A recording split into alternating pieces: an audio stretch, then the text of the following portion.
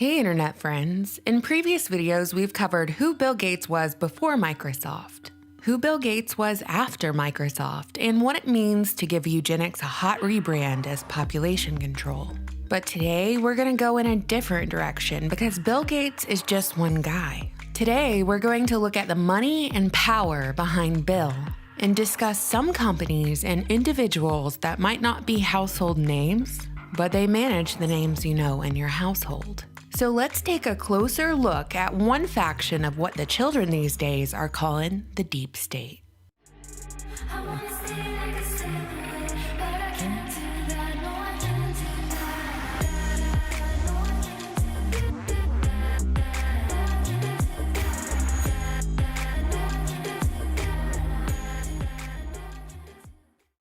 The history of the most popular coffee chain in the world began in 1971 in Seattle, Washington, which originally started off as a store that exclusively sold coffee beans.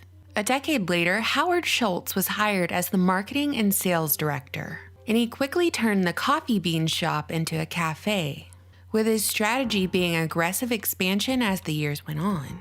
But in the 1980s, Starbucks had gotten into financial trouble because the original founders had acquired a company called Peet's Coffee. The owner of Starbucks approached Schultz, relaying his intention to keep Peet's. Schultz was then offered ownership of Starbucks for $3.8 million if he could come up with the funds from private investors within 60 days. Schultz claimed that he had no money, and by the end of the month, he'd barely raised half, only to have the same Starbucks owner approach him saying that he'd received an unsolicited offer on the table for $4 million from a Titan investor. And if Schultz couldn't raise the money by the end of the month, he'd have to accept the offer. In Schultz's retelling of this story, he relayed these events to his attorney friend, and his attorney friend responded by telling Schultz to come into the office and speak with the senior partner at the firm, who just so happened to be William Gates Sr., the father of Microsoft's Bill Gates. You know, Gates Sr., the attorney who sat on the board of Planned Parenthood before the days of Roe v. Wade. Gates Sr., who married Mary Maxwell, the banker's daughter and the granddaughter of the president of Seattle's Federal Reserve Bank. Yeah, Gates Sr. standing proud at 6 feet 7 inches tall. We're all familiar by this point. So Gates Sr. caught wind of this transaction and advised Schultz to take a walk with him. And they walked down to the unnamed rival buyer's office, where Gates Sr. gave the investor a verbal lashing, saying, "You should be ashamed of yourself. Stand down. This Schultz kid is gonna realize his dream." And then Gates turned to Schultz and instructed him to buy Starbucks. And not to worry, he and Bill Gates Jr. were gonna help him. What a beautiful story, right? It's got everything you could possibly want. Piping hot coffee, the rise of the underdog, and of course, a wise older gentleman looking out for the dreams of a young man. Yeah, sure, it's the same fella who championed the early extermination of many potential dreams through Planned Parenthood, but we won't dwell on that because Gates Sr. made this one American dream come to fruition. Such inspiration. Truly achievable to anyone willing to put in the hard work. And of course, willing to accept a sweetheart deal and work around the quiet shadow ownership of a company. If there's anything Starbucks has been successful at, it's cornering a demographic by selling the cafe experience with the Starbucks cup as a status symbol, with the actual Starbucks logo being what most people think is a twin-tailed mermaid that Starbucks refers to as a siren. But it's actually a hybrid creature, her upper half being a human female and lower half being two fishtails, or two serpent tails. The coffee in that cup comes at an objectively high price, and one might assume that high prices equate to high quality or at least real ingredients. But when you break down the composition of Starbucks drinks and baked offerings, what you're left with is GMOs, pesticides, high fructose corn syrup, and traces of growth hormones throughout, all of which are linked to chronic disease and fertility issues. Even the milk is GMO, from cows that are fed a diet of GMO corn. And that corn is sprayed with pesticides like Monsanto's Roundup. If you've ever sprayed Roundup in your yard, you know from experience that it kills everything it comes into contact with. So what does it mean to ingest it on the daily? So Starbucks' priority should be to get away from the GMO Monsanto ingredients, right? Well, let's follow the money and demonstrate why they can't. The breakdown of Starbucks ingredients might just be an accent point on the story, but it's actually a really big deal, since we can draw a distinct line between the Schultz-Gates Starbucks sweetheart deal and the company that controls a majority of the world's food supply. Monsanto originally began as a chemical company, eventually evolving into a pharmaceutical company, then partnered with the military to give us Agent Orange, the insecticide DDT, PCBs, and artificial growth hormones, which have done nothing but leave a trail of destruction in their wake. Monsanto has had to pay out millions upon millions of dollars to settle lawsuits because of the harmful effects of their chemicals. So they eventually shifted their focus to agriculture, and guess what? Now they control our food supply, and they were able to stay true to their roots by introducing chemicals and genetic modification to crops. If we follow the trail of money from the origin of Starbucks, the breakdown of Starbucks ingredients leading us to Monsanto, we arrive at 2009, when the Bill and Melinda Gates Foundation purchased 500,000 Monsanto shares, or at least that's what was published and documented in that fiscal year. In other words, that's an investment we know about. Bill simultaneously bought a huge amount of shares in Cargill, a faceless agri-giant that rules over the world's food commodities. And by doing this, he effectively has a huge financial stake in the world's food supply, and that supply is controlled by companies with less than pristine reputations. And that's putting it lightly. Later, Bill Gates invested millions and millions of dollars in plant-based meat alternative companies like Beyond Meat and the Impossible Burger, sold across upscale restaurants, supermarkets, and even fast food places like Burger King, Carl's Jr., and now Starbucks. The CEO of Impossible Foods is Patrick Brown, a Stanford biochemistry professor specializing in DNA research, whose father worked for the Central Intelligence Agency. While marketing professionals will engineer campaigns to paint these plant-based meats as healthy alternatives, it's proven and documented that these burgers use GMO soy and vegetable sprays with Monsanto Roundup. Recently, Monsanto was acquired by Bayer for $66 billion.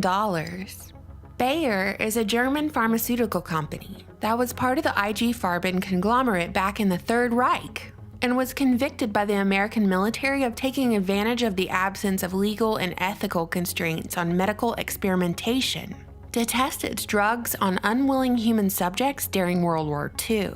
You'd think that Bayer would have learned their lesson and maybe tried to behave, a little more ethically over the decades, but no. They have just as many scandals and lawsuits as Monsanto, like recently, when Bayer Laboratories realized their blood products were contaminated with HIV and decided that their financial investment in these products was too high to toss out all their vials of blood in a fiery dumpster. So they sold their HIV-tainted products to South America and Asia without the courtesy of a warning. Yes, this is the company that controls our pharmaceuticals and food supply. Aren't we all thrilled? No wonder Bill Gates is making it rain on these companies. They're literally the MVPs of his and his family's passion: population control.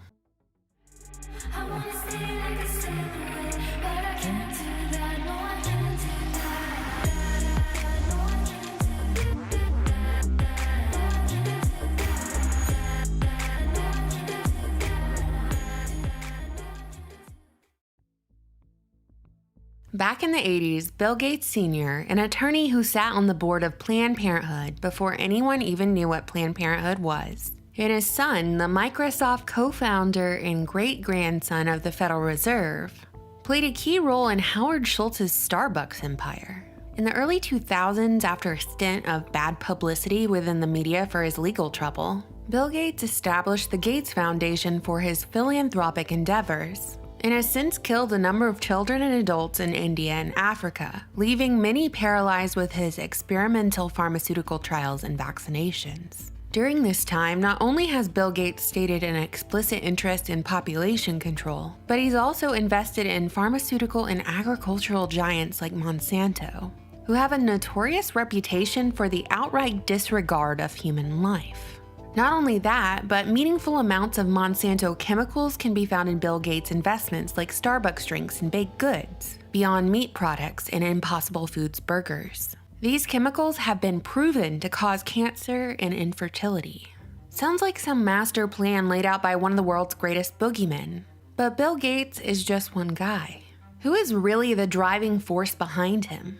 Who is the real financial powerhouse behind all of these companies? Who is the man behind the curtain? Well, I won't keep you waiting. If you follow the money, you arrive at one place.